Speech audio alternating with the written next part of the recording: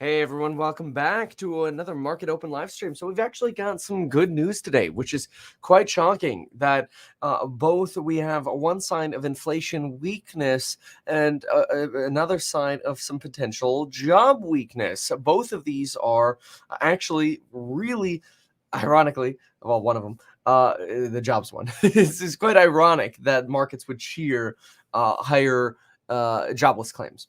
So let's break down the numbers. So here's what happened. We've been having jobless claims on a weekly basis. Every Thursday we get jobless claims, and we've been having jobless claims come in under 200,000 a week. Well, today they came in at 240,000. This is a sign that more people are, for whatever reason, becoming unemployed or have gotten laid off or have lost their jobs or have quit over the last week. And remember, the markets want the Federal Reserve as much as possible to continue to take care of the markets and coddle the markets with some cheaper, more available money, because everybody loves a little bit of free money or cheap money. And a higher jobless claim might imply that the Federal Reserve should be a little bit more accommodative. So maybe taper, like don't accelerate the pace of the taper any more than the path we're already on. And maybe when we do start offloading the balance sheet, maybe we don't have to be quite as aggressive. And so that is very positive for markets. So markets kind of like that. Like, all right, as long as we're not at max employment, yet we need more accommodation. So, Fed, hey, I mean, a higher number of joblessness, maybe we need a little more accommodation here. Okay, that's one. Number two is inflation. There's so many people I think, hate the idea that it's remotely possible that inflation has a chance of going down. But that's exactly what started to happen, at least with the producer price index. We had an expectation that producer prices would rise 9.8% on a year-over-year basis. And remember, it's not just the year-over-year basis that people care about. It is the month-over-month basis that folks care about. And so the expectation was 9.8 year-over-year and 0.4 on a month-over-month. Folks, look at what we got. We got 0.2% from the prior month and 0.9 and then 9.7 year over year. Now, 9.7 is less than expectations by 0.1%, but the month over month figure is 0.2% less on a month to month basis. If you wanted to go extreme with percentages, that's like missing this by 50%. But usually I don't recommend that, because when you do smaller numbers, the percentages are a little more misleading. So it's a 0.2% miss. This is an annualized rate of 2.4% as opposed to 4.8%. That's a big deal. Both of these things are actually quite positive. And so as a result, it seems the market is actually, at least somewhat for now, happy. And that does not necessarily have to last. We've all been through this nonsense many times now, where this market has these false rallies and false moments of excitement and euphoria, where you get the feeling that, oh, this is it. We've had to buy the dip. We've been through the pain phase, but that's it. The pain is over now. We're going back to the moon, and we're going into a big rally mode. At some point, that will happen this year. There will be amazing and incredible rallies at some point this year. But I don't know if they're going to be just yet. The reason is, I think the markets are waiting for a bigger sign that inflation is indeed inflecting down. Again, it's good. It's great that we have this inflection point down on the month-over-month basis of the PPI read, which is great. I think markets will really enjoy that. But here, the December pullback reflects declines in the cost of gasoline and food. The prices of services increased from a month earlier, though more moderately. And so these are the sorts of things the market wants to see, is a pullback in price increases.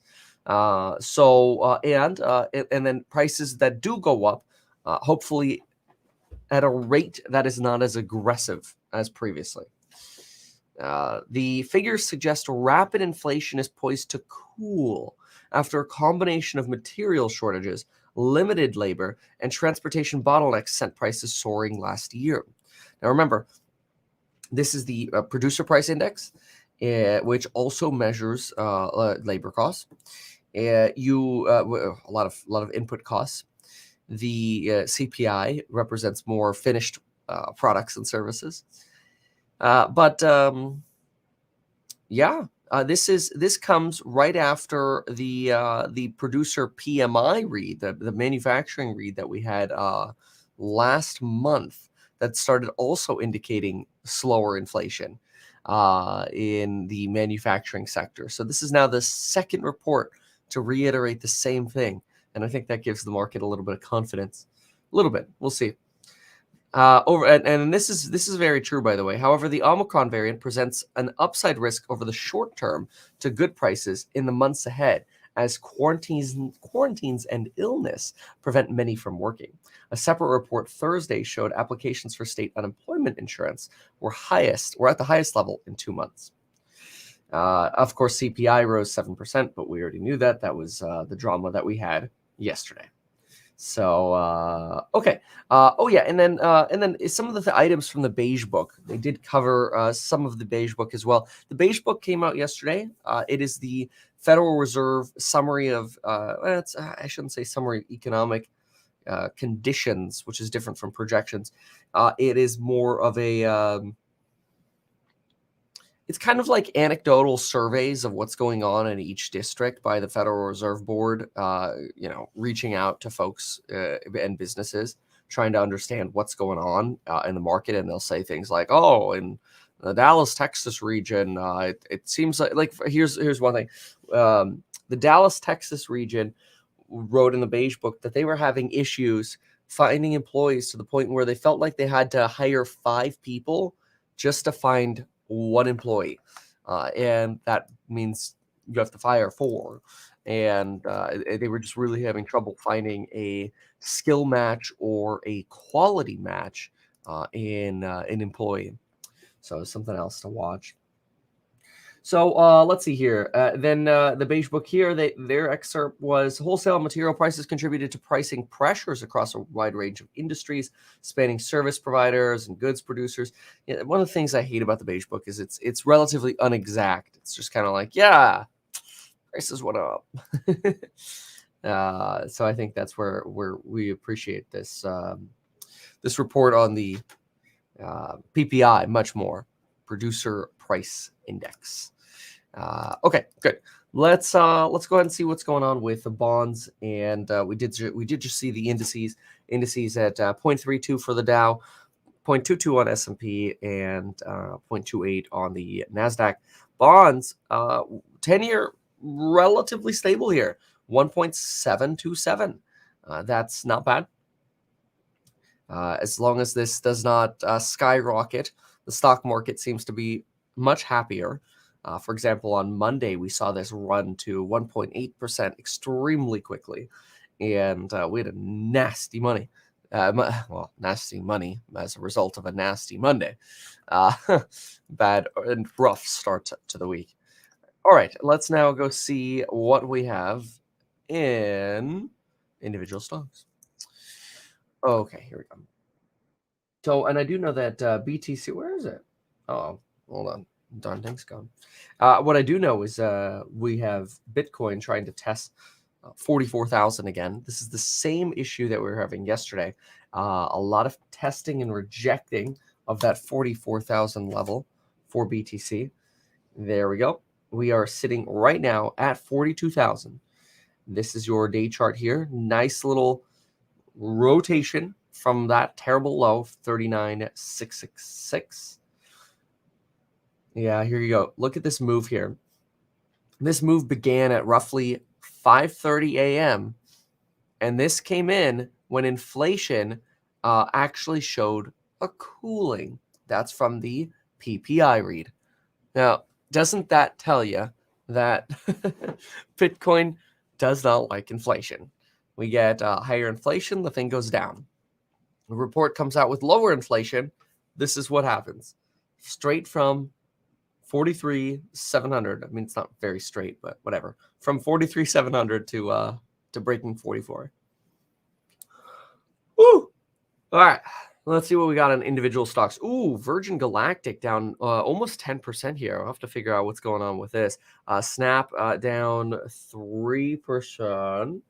Then we've got some miscellaneous drops here, like Embraer 2%, DWAC 1%, Xpeng 1%. I mean, these are relatively nominal declines here. Doesn't seem like anything spectacular happening here. Let's go to the upside. Nikola with its maddening swings off of $10. It's always off $10. Always seem to like Nikola seems to be one of those that you could swing trade. It goes to $10, you buy it. Goes to 11, 12, 13, sell, and back and forth. Enphase up 4%. Proterra 4.22%. Made a video talking about them yesterday. Not trying to associate responsibility, more just saying if you wanted more information on Proterra, I think it was a nice sort of introduction to Proterra. I don't want to say it was like the most terribly deep, but a good introduction to Proterra, and worth more follow-ups on. It seems like a lot of folks enjoyed that one. We've got Sunrun, SunPower, solar, got about 3% here. So some solar enjoyment today with Sunrun, SunPower, Enphase moving nicely. Delta, and it's always so, it still blows my mind that we have such a mix now of how you can have Delta Airlines sitting over here at up about 2.5%, along with technology companies. It's just so weird because, you're in, I don't know, even what like 22 months ago, you always had such a clear distinction between tech and the recovery stocks. That's long gone though. It's more of a throwback. Okay, we did have some earnings, so maybe Virgin had earnings this morning. Okay, let me see what was on the calendar this morning. Delta Airlines, Taiwan Semiconductors. I don't think Virgin, but Delta did report. So let's find out how Delta and Space are doing. What happened with Space? Why is it down 10%? Okay, so Virgin Galactic. $425 million convertible bond offering. Yep. It's always when they raise money that these things fall. And I mean, the company's got the money, so it's not like it's that terrible. It's one thing. It's like, okay, we just spent $425 million and got nothing for it. No, we just raised 425. But market hates that. I mean, it is a matter of diluting the availability of shares is what it is. It creates more availability of the shares, and that creates more potential selling pressure. All right, so that's Virgin. Let's look at Delta, because Virgin didn't have earnings. They just had a bond offering. Delta, where is this thing? Delta. Oh, DAL, that's right. Oh, wow, it's been a while since I've typed that one. All right, let's see here. Delta, wow, 8,000 employees have tested positive for COVID in the last 4 weeks. After waves of cancellation, Delta sees a recovery in 2022. Good. Delta Airlines CEO on COVID travel impact. The next few weeks will be difficult. Delta says Omicron will drive quarterly loss, but keeps 2022 profit forecast on travel rebound. Wow. Yeah, honestly, flying right now just sucks. All right, let me get. I want to see the numbers. Hold on one sec. Where are they? My goodness. Oh, here we go. All right. Delta earnings. Delta fourth quarter adjusted EPS came in at 22 cents versus the estimate of 23 cents. They see a healthy profit in June, September, and December quarters. So 2, 3. Passenger revenue came in with a miss, 7.24 billion versus 7.35 billion. Capacity was down about 21%. Again, with those darn employees calling in sick. Let's see here. Stabilization over the past few weeks. Again, still expecting pain going forward. Yeah, I mean, it's good that of all folks, the Delta CEO is suggesting, hey, like, you got a few more weeks of this pain, and then we're gonna be back to positivity. That's good. Not ideally COVID positivity though. We want COVID negativity. Yeah.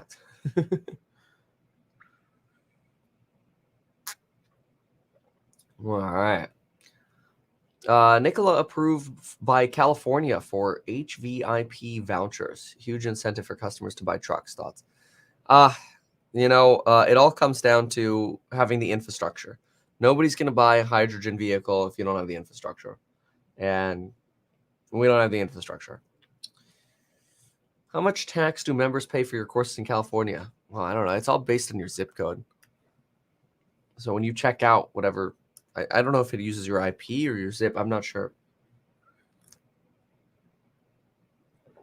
Well, anyway, it's probably got to be some combination of that, because a lot of people use VPNs now. Which, by the way, I will say, this isn't a sponsor. I mean, I should probably have a sponsor for this one, but I think having a VPN is a really great idea. The problem is it's kind of tedious to make sure it's always on all your devices. But I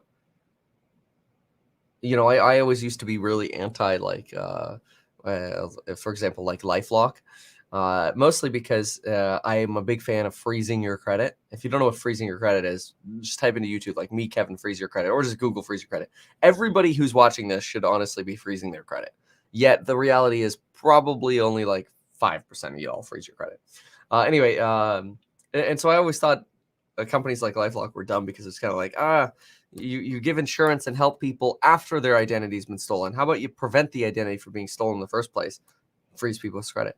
It's got a lot better. These companies, they now do a lot of this stuff for you. They'll freeze your credit. They'll provide insurance if something goes wrong. They give you VPNs. They monitor your passwords on your bank accounts. I don't know. It's pretty incredible, the amount of services these things provide now. But anyway, so let's see here. Oh yeah, I don't think there's any issue with Express. There's so many that you could use. But anyway, Redfin back to pre-COVID prices. Somebody's writing here. I have froze my credit for over a year. Congratulations. Somebody here says they bought 1,000 shares of Proterra. Nice. We've got USD taking it down. Is that true? We'll have to look at the dollar index. Let's see. I want to see. Let's see. Oh,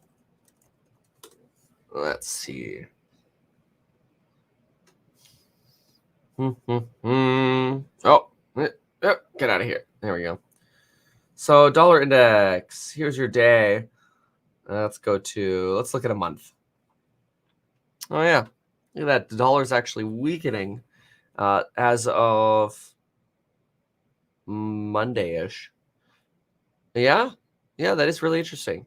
A little bit of a rotation down here. It makes you wonder if it's because rates are rotating back to the downside, or that 10-year yields, for example, and maybe potentially slightly weaker inflation. That's interesting. This kind of brings us back to November.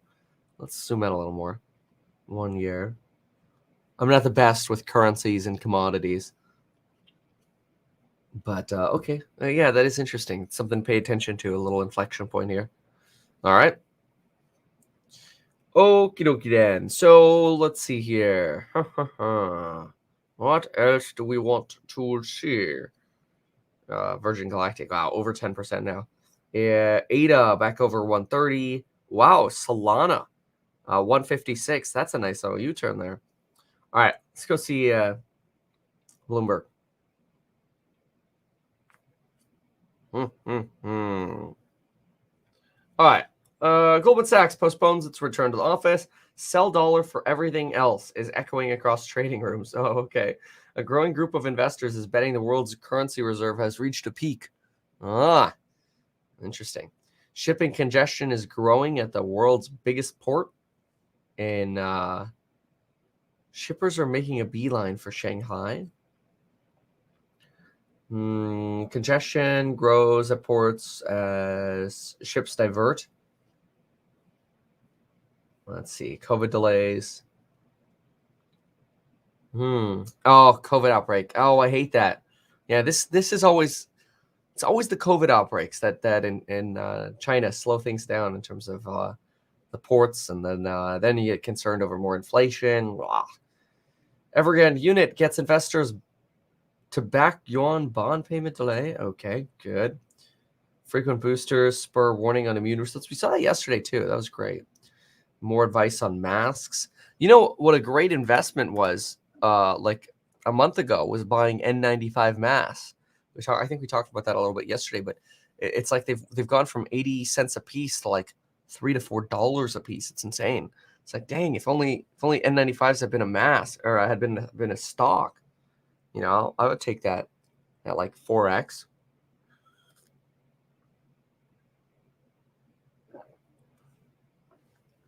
Let's see here. Thoughts on the upcoming Fed crypto paper? Well, I think it's great. I'm excited about it. I actually think that, and I made a crypto video yesterday touching on it, but I actually think that Jay Powell is relatively optimistic about cryptocurrencies. Yeah. So let's take a look at this. Elon Musk says Tesla isn't in India yet due to, quote, challenges with the government. I have no idea, HM the king. Honestly, if you're, I mean, you could try it, but quite frankly, if you're trying to figure out how to arbitrage the sales tax on a course on building your wealth, partially the priorities I think are a little misaligned.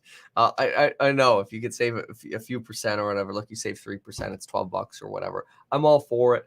It doesn't make a difference to me. I mean, I don't it doesn't matter. Why you get the best price? Try it, but I no guarantees, and I wouldn't stress about it too much.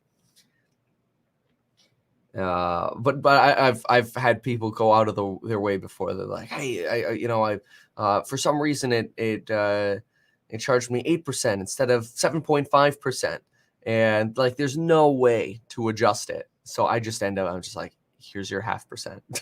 It's just like, okay. But anyway. Elon Musk has wanted to sell Tesla cars in India as early as 2019. 3 years later, U.S. electric vehicle pioneer isn't really any closer. Still working through a lot of challenges with the government, Musk said on a Twitter post. Okay, it was really just a tweet. Got it. Still working through a lot of challenges with the government. Asked Tesla to avoid selling China-made cars in the country and urged the automaker to manufacture, sell, and export vehicles from a local factory. Right? That would be a big move. A Tesla Gigafactory in India. Mostly because you'd probably be really pushing that $25,000 car. Let's see here. So, yeah. Look, I'm all for people saving money. Okay, I don't want to mislead that. It's something that I found that's very consistent though in sales, for example, and this is just something to consider about for everyone. Is one thing that I found is salespeople will regularly say, whether it's real estate sales, furniture sales, car sales, it's the people who try to negotiate the most end up the least happy with their purchases. It's really interesting, and it's a total psychological thing, and it has nothing to do with actually ending up with a net better deal or worse deal, but those who at every step of the way are more frustrated or feel like they're getting taken advantage of, or feel like they're always getting the short end of the stick or trying to do the biggest grind. Usually not always, but usually the most unhappy. Just notice that in sales. I don't know. That might be more of something that sales folks recognize. I don't know if folks not in sales do, but I don't even know why we're talking about it. But anyway, so yeah. All right, let's go take a look at Wall Street and the NYT. See what we got here. All right, so NYT, what do we got here? Early signs suggest Omicron has begun to peak in parts of the U.S. There we go. That's also very good news.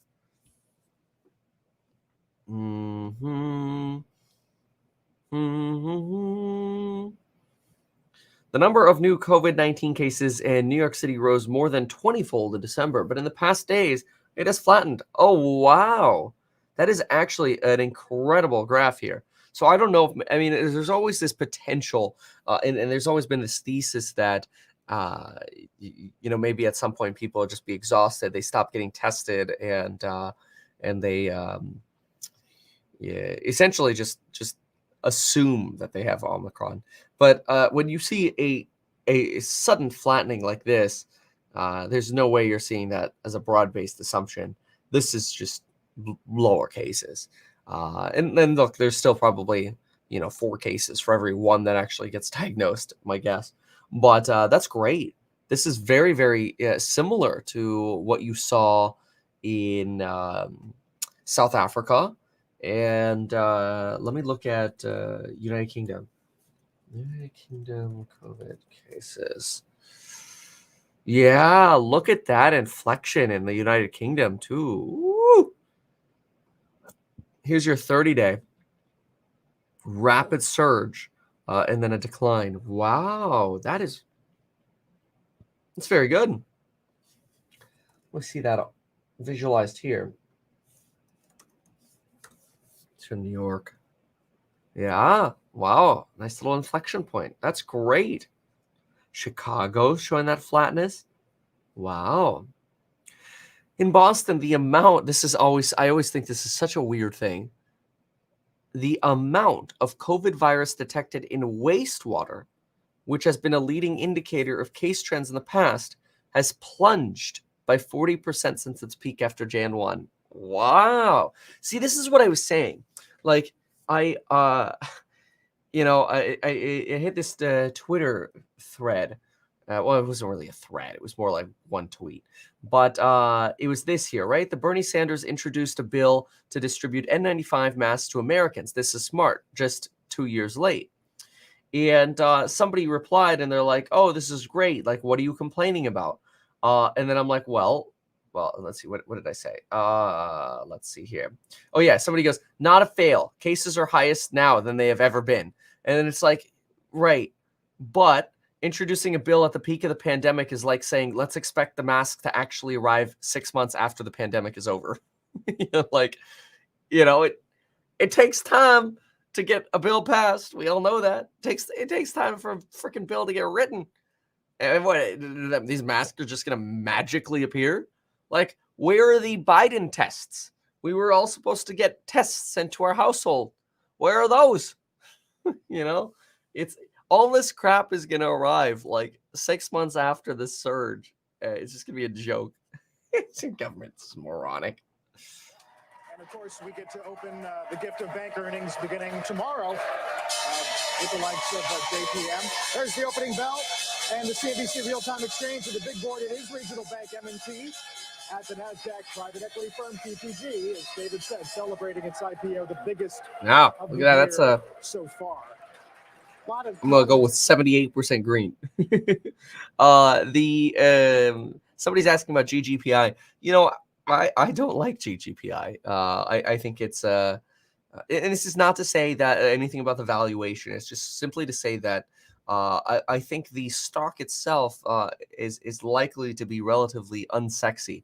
I don't know that the vehicle has terribly much appeal in the United States. It's more of a Euro play. And I don't want to invest in the European markets because I think the Euro markets are going to grow much slower than U.S. markets in 2022. So look, for the Euro market, it's probably a great car. And I'm sure it's a great car. But yeah, it hasn't been something that I've been very enthused about. Maybe I haven't given it a chance. So, yeah. But anyway, Virgin Galactic accelerating its decline here, now down 11.84%. Seems like it's, yeah, you're getting a little bit of a decline right out of the gate. You've got Funware and Dwack appear like they are falling. You've got Shift Technologies falling. Not a good disclosure yesterday. I sign up for a lot of 10K notifications. Honestly, it's mostly or 8K notifications. I'm sorry, current reports. 10Ks are annuals. And there was a report yesterday that showed the CEO. I'm sorry, not the CEO. The chief operating officer was being offered $2 million to stay until November of 2023. And first, it's like, wait, was the CEO thinking about leaving?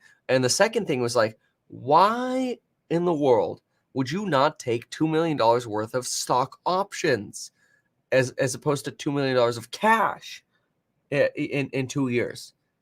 It seemed very, very odd. And now there's a lot more to the disclosure about how if they get fired, they don't get this bonus. Maybe it's a motivate. It just it seemed odd to me. Okay, so let's see here. Yeah, the crypto skyrocketing overnight was actually an increase in crypto prices after the PPI report. We did talk about that. Watch the beginning of the video. It's very worth, I think, watching. Certainly the first 5 minutes. I mean, I think I'm good for at least 5 minutes. Anyway, let's see. So that could explain some of the hesitancy on Shift Technologies. Look at Tesla, though. It just rotated down slightly at the beginning here. Still over 1100. Starting to see a little bit of the green candle here, but still red. Here's Etsy, kind of a little messy here. We're only talking about 0.15% to the downside. Trade Desk, you're at about 0.25% to the downside. Solar Edge, there you go. Look at it catch up to end phase, or try to play catch up to end phase.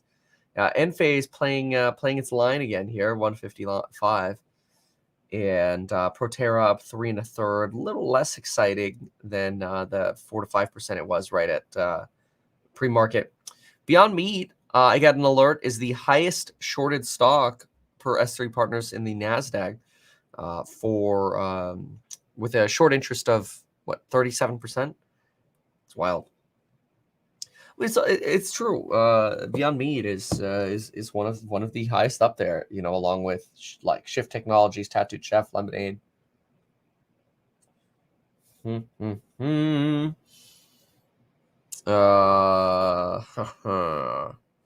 Okay. Well, okay. I thought there was gonna be a little bit of an update here. 1.2 gigawatt. Okay. Some orders for solar panels for SunPower and that. Okay, not that big of a deal. Virgin Galactic, though, getting whacked here. Now it's dropped about 4% since the open here. Hopefully that's not a red flag for the market more broadly here. S&P is quite mixed again. Not a surprise. We've seen a lot of this drama.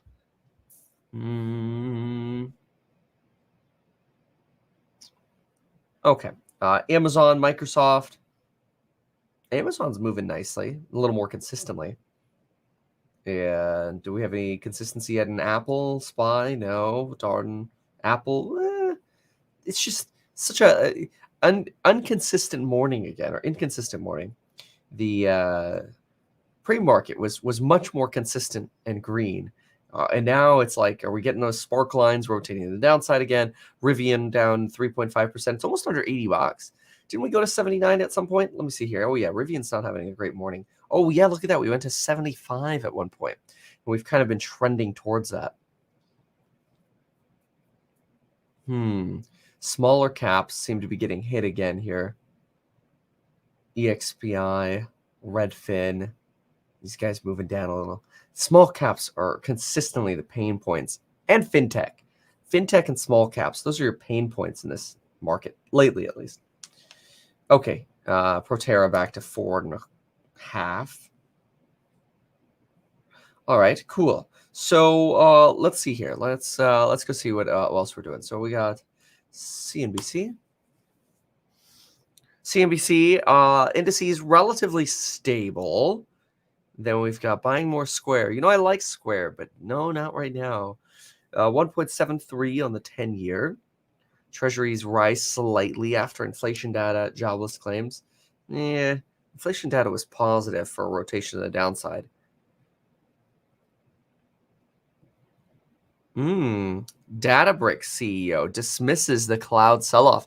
Remember, software valuations have really compressed. Multiples have really compressed. And I'm curious to see what they say. Keep in mind, in the meantime, check out the programs on Building Your Wealth link down below. Use that coupon code.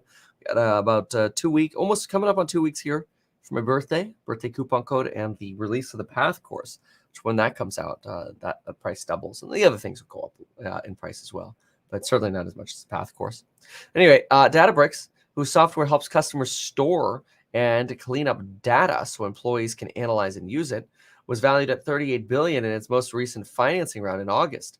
While the company hasn't said when it plans to go public, the CEO told CNBC that if revenue keeps growing at its current pace, the stock will take care of itself when the time comes. As long as you have growth rates that are growing as fast as we are growing, then actually the growth rate will break through the multiple compression that's happening in the market sooner or later. Okay, in other words, eventually prices will go back up, is what he's saying. Good one. That's so I don't know. What's the word? Enlightening. There you go. Okay. Bumble, 6.4%. Let's see what's happening with Bumble and Vinco in the background. If there's a particular reason here. Let's see. So we looked at the delta numbers. Let's try Bumble. Okay. Bumble. Individual news. Insightful. There's another one. Yeah. Okay. Bumble. Match. Rise after Goldman says buy the online dating firms. Okay. How about Vinco? Vinco Ventures. What are they up to? Vinco. Mentions on stock twits. Trending. Well, that'll do it. Social media. And then it does look like we also have a little bit of a move here on crypto. Yeah, we do. Look at that. Inflation read is really helping. It's great. You get an inflection to the downside, ironically, in cryptocurrencies, since we know that cryptos have kind of lost their inflation hedge aspect. I don't know if they ever actually had them.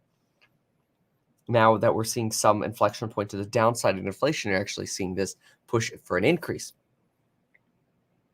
in BTC prices. So that's fun. Okay, Google up about 0.83%. Good moves here. SunPower, Proterra. This is about consistent here. Consistent on the green side. Corsair 1.3. Okay, nothing dramatic over here. More so is that Virgin Galactic, that about 15% pain point over here. A couple percent on Piton, Dutch Bros, Cloudflare 112, Roblox 88. Still waiting for this to get back into the 60s. I don't know if it's ever going to go that level. Palantir, where's Palantir here? 1663. Lemonade 37. And where's ARK? Kathy Wood keeps buying Robinhood for what it's worth. We can pull up her trades here in a moment. And I'd like to see the flows over at ARK as well. But anyway, ARK up 0.15. Regularly selling little slices of Tesla, by the way. Tesla up about a quarter. All right, let me pull up the ARK letter. All right, let's see here.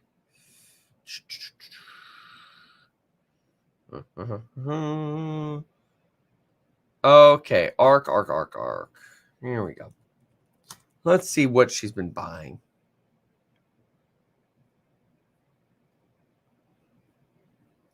Okay, so we have, there we go. Tesla, tiny little bit of selling here, 2,600 shares. DocuSign, a little bit of selling. Editas, I thought she was just adding to this not that long ago. But anyway, added to Zoom, Palantir, a couple other companies here. Coinbase, Robinhood. Really loves buying Robinhood shares. DraftKings. All right. How's DraftKings doing, by the way? Are they off the floor yet? DKNG.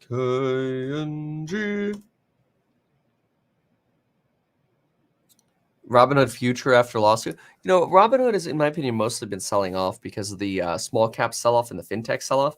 You look at like Square and PayPal. It's not like Robinhood, I think, is trading on fundamentals right now at all. But I think the future is good. Unless we get like a rally in the stock market again, especially one that extends to fintechs, we'll see some substantial enjoyment again. I still remember the people were so mad at me when I said don't buy SoFi at $24. It's $14, but it's okay. It's all right. Maybe it'll come back. DraftKings. DraftKings here at so these are my little tests to help me determine when we're going to have a breakout. Clearly sitting at the bottom of our channel here for DraftKings. Oh wow, Beyond Meat moving a little bit here. Yeah, look at that. On the day chart, we've really been moving here as well. We've really come off that 58 level, really started moving on Beyond Meat. 6%. What's the valuation now of this thing? Let's see here. Beyond, and let's get a financial analysis too, in fact. So it's only 4.5 bill right now. I mean, it's still 4.5 bill. It's not bad, but anyway, let's see here, projections. So this company for 2025, we've got growth expected of about potentially 40% in 2022, followed by really bumpy growth. I mean, I would say the average here is about then 17% in 23. I'd say the average here is probably around 20% growth. Looks like we might go profitable by 2024, and then a $2 EPS in 2025. At $70, it puts us about 35 forward. It's not too bad.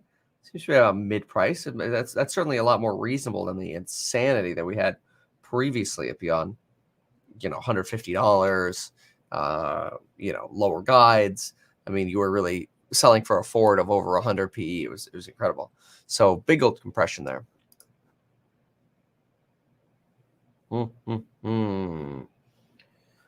So let's see here. What else? I'm up 200K in large part to listening to Kevin. Bought 2 rental houses with the money. New to the land growth. That's amazing. Oh, congratulations. Well, welcome to the landlord game. Why wouldn't we follow Nancy Pelosi at Investments? They have the inside scoop. Yeah. She's a big fan of tech. She's a big fan of buying the dip with options in big tech. That's what I'm noticing, and trying to limit that extrinsic value, which I think is quite wise on options in this market. And I go, my opinions on options change with the market. But when volatility is high and prices are at all-time highs, I don't like buying call options, for example. I'd rather be buying call options when the market's closer to bottoms, which is what we've seen a lot lately. And so I've increased. I've like, for example, yesterday I put $300,000 into an EV option contract. That's a lot for options, but anyway. So okay.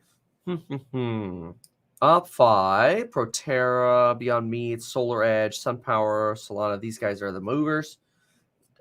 Is the pain side getting worse, or are we getting better on the pain side here? Embraer is down 3%. Let's see, SPY. Okay, SPY's still up about a quarter. But remember, this is the let's just share what we got here. This is the hope. The hope, with no analysis whatsoever, is that the SPY follows this birthday wish of hitting $500 by June 28th. We'll see. Somebody here says, I've been holding a 3X ETF since June of 2020. When do I sell? It's been an extremely risky play as 80% of my college money has been in 3X tech. Should I wait for this recovery or get out while I'm ahead? Wow. Well, thank you for the $20. Geez, I don't love the leveraged ETFs because in a down market, you can get wiped out quite quickly. But yeah, I think you want to ask yourself for your risk tolerance. You've made a good bet. Would it make sense for you to take some of that maybe and invest in some individual plays that maybe have sold down substantially? Whether that's like an Enphase or an Affirm or Tesla hasn't really sold down. But I don't know. This is something that you think fundamentally has a very good value right now. But going from an index to individual stocks is increasing your risk, not decreasing your risk.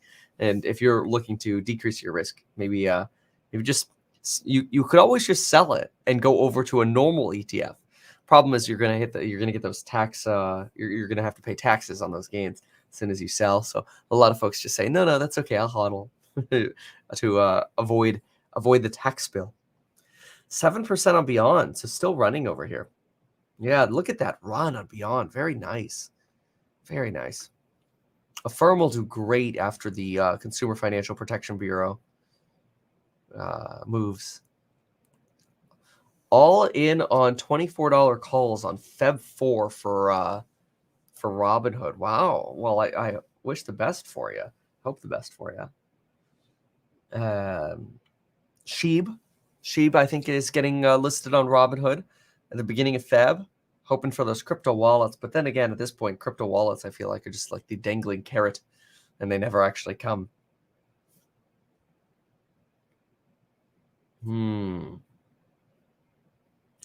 Okay, I think relatively stable. No, it's with the exception of Virgin Galactic continuing its rotation down here.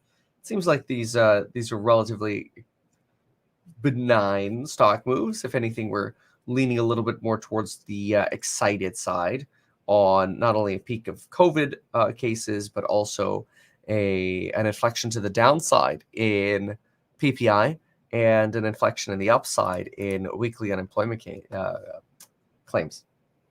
Indices stable. NASDAQ now leading almost up 0.4%.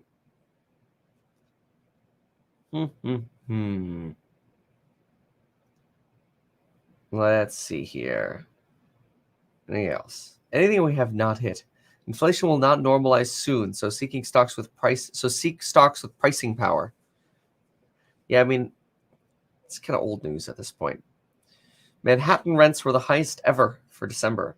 That's another lagging issue for CPI that we're probably going to see is rents and housing continuing to underline stronger inflation. All right, let's try Barron's. Love Barron's. Let's see what Barron's says for us today. Do they have a coupon code on building your wealth? No. They have no apparently response. So there we go. All right, let's see here. Okay, bonds. Inflation might be starting to ease. Kind of already knew that. What to know about QT? Here's a Proterra piece. Kathy Wood's ARC predicts used car bloodbath. Oh. Kathy Wood believes used car prices will plummet. Yeah, I agree. And goes as far as to predict a bloodbath. Now, Barron says this isn't likely to happen, and that's because that's actually good for Kathy Wood because falling prices would badly damage her largest holding, Tesla. Well, I don't know about that because we're talking about used car prices here. I don't know about, are they conflating new cars and used cars here? That's confusing.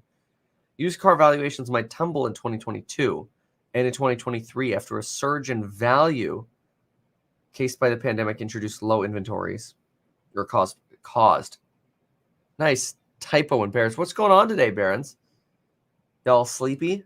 ARK didn't immediately respond to a request for comment. Used car prices are certainly high. Yeah. Okay, well, we'll see.